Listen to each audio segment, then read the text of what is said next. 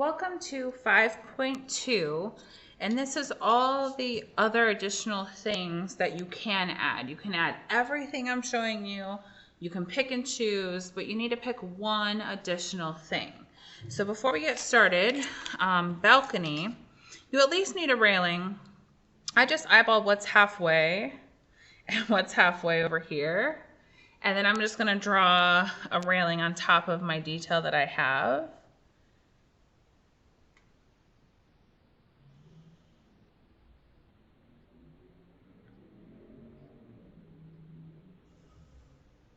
Okay, so then this back one, we're gonna check and see, like, would we be able to see that side going back into the distance?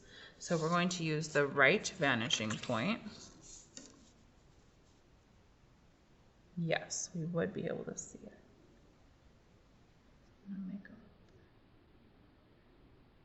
Okay, so you at least need that. It could just be glass, it could be fancy.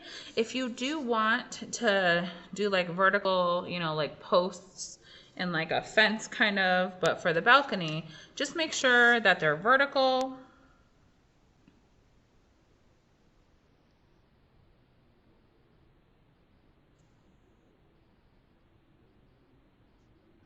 And they get closer together the further away.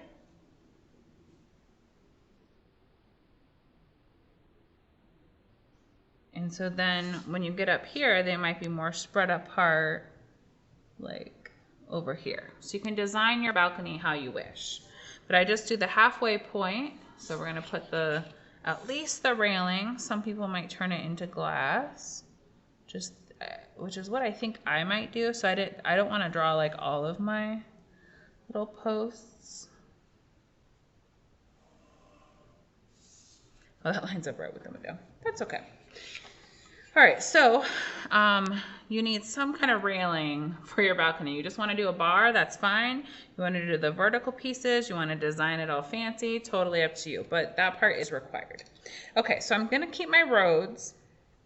Some other options to decorate with could be like a tree.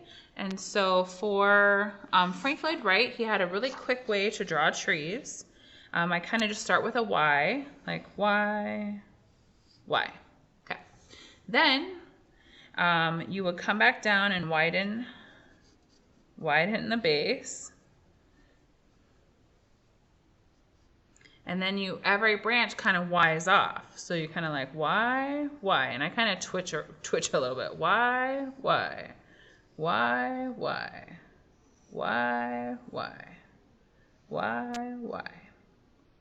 Okay, so then you have something to look at to kind of fill in, and remember the branches get smaller. Let's do that one. Smaller as they get further away from the trunk.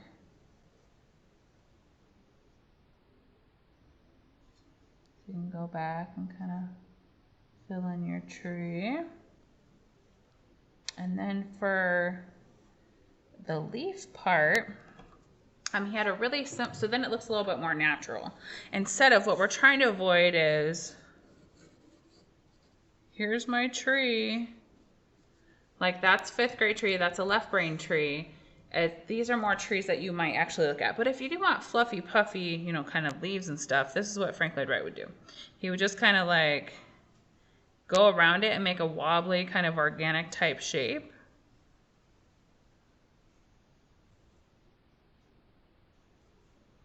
And then we'll do some shading later. So that's all you really need to do if you wanted trees with like leaves and stuff. You could go back and like layer in some other shapes if you wanted to, but that's just an easy way to get it look somewhat realistic, but not spend a lot of time. So if I was gonna add a tree, I probably wouldn't go like taller than the second story, but I'm gonna add one over here.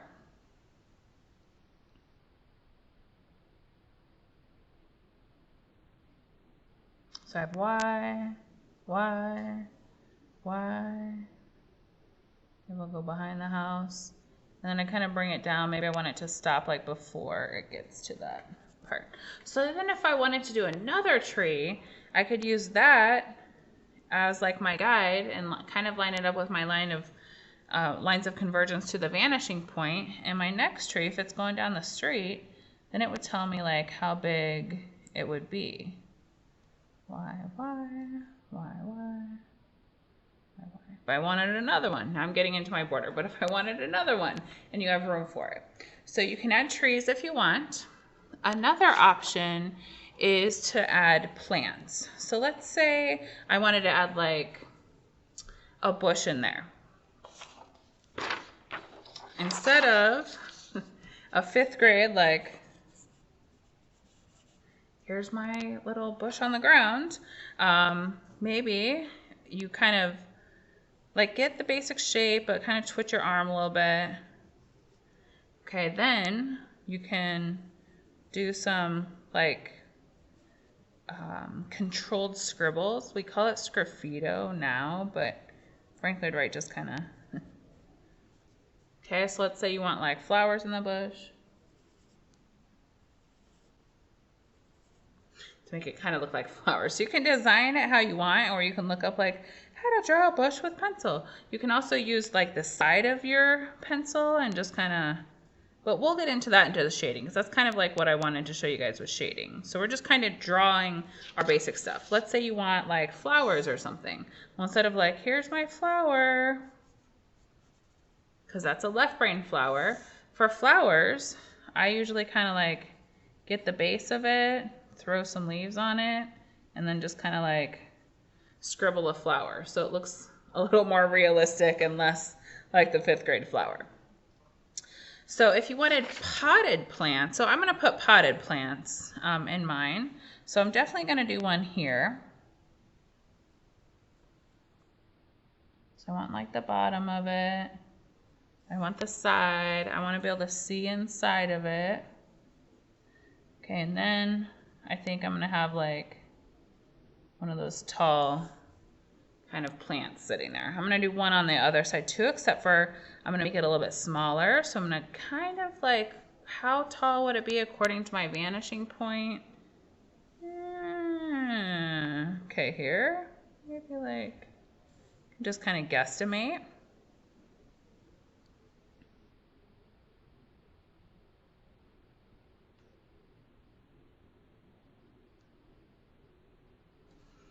Okay, so I'm just going to do like your basic kind of outlines, and then we're going to add in more when we're shading. So you can add trees, you can add plants. If you wanted to add a fence, you would use whatever vanishing point the side of the house it's on. So if I want a fence on the left side, well then, let's say I want my fence to start at the bottom of my house, then I would draw my fence. If I want it only halfway, then I would make a mark of where I want it to go. Maybe I want it to be a tall fence, and I want it over here. So I'm going to go like an in-between, a little bit taller. Okay. So then your divisions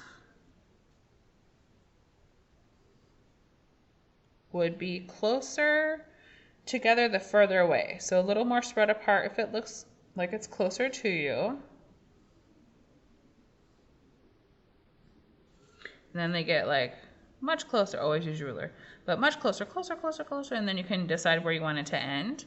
And I have had people like, you know, design each top of it, but definitely erase lines how you want. So if a fence is on the left-hand side of the drawing, it's going to go to the left vanishing point. If it's on the right-hand side of the drawing, it would go to the right vanishing point. And you can always look up how to draw a fence in 2-point perspective, but that is optional for you.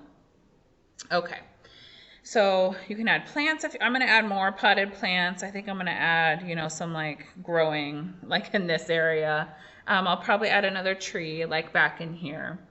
So you can add as much or as little as you want, but you need at least one additional item. So designing your sidewalk and your roads is an additional item.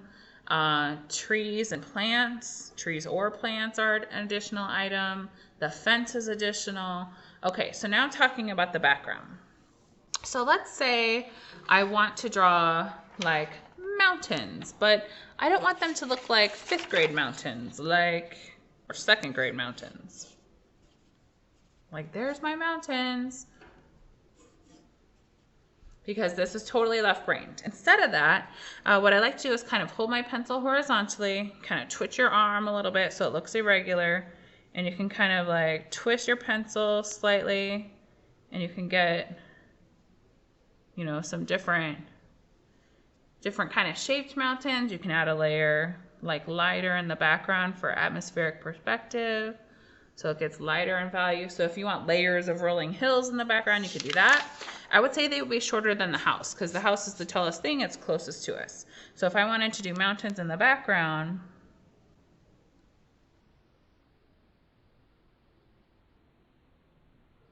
so I'm going to add a little bit in the background there. Perhaps I'm going to go back and add above my horizon line back in there. So it kind of depends on how much space you have. So you could add mountains or hills in the background if you wanted to. If you wanted to add, I'm going to actually add a sun. I'm going to I tap on this like container to trace for a circle. So I am going to add a sun, not in the corner. So I'm not adding the sun 5th grade style. Do not do this. That looks bad. We just spent all this time making it look real. So I'm going to add a round sun. That's going to stay totally white because it's really bright. So often beginners would shade it in dark, but your sun is supposed to be light. So everything else would be dark around it. Okay, so then if you want clouds, what we're trying to avoid is puffy, fluffy clouds like that, because hardly ever do clouds look like that. So if you wanted just kind of like long, like linear clouds where it just kind of like flows behind, I just kind of hold my pencil horizontally, kind of twitch my arm a little bit. There's one coming in front, maybe like some long pieces, and we'll add some shading later. Or, so that's long, linear, kind of horizontal type clouds. Or if you do want fluffy puffy, then it's fine if you want fluffy clouds. We just want them to look irregular, more cloud-like. So I kind of like do like some bigger puffy pieces, some pieces in front, some pieces further away. And when we shade them, then they look a little bit more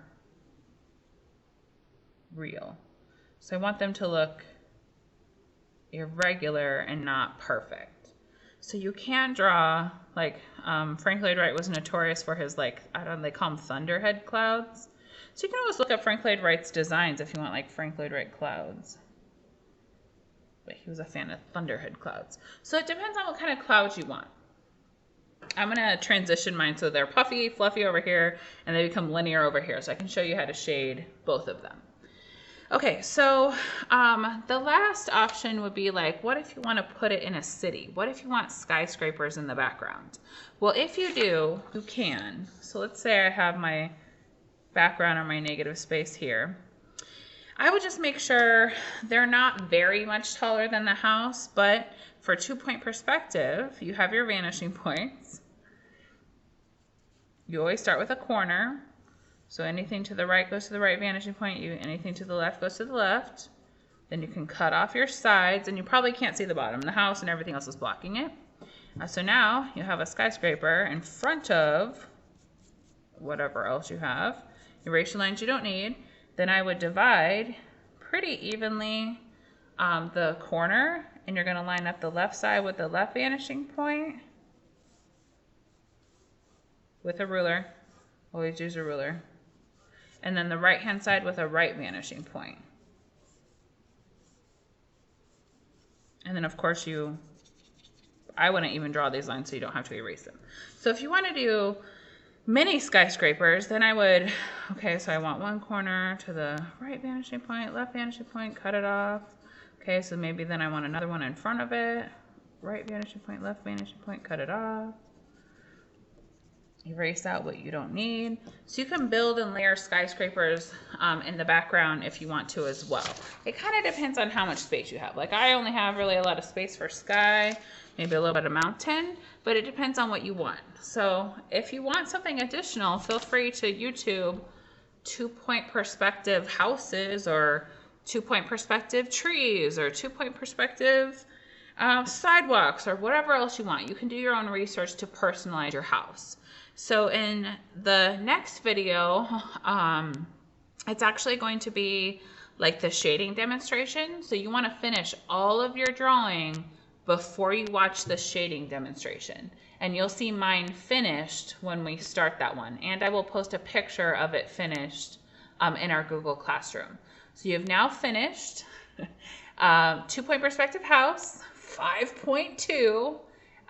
You need to finish drawing your house, and then we're going to watch the shading demonstration.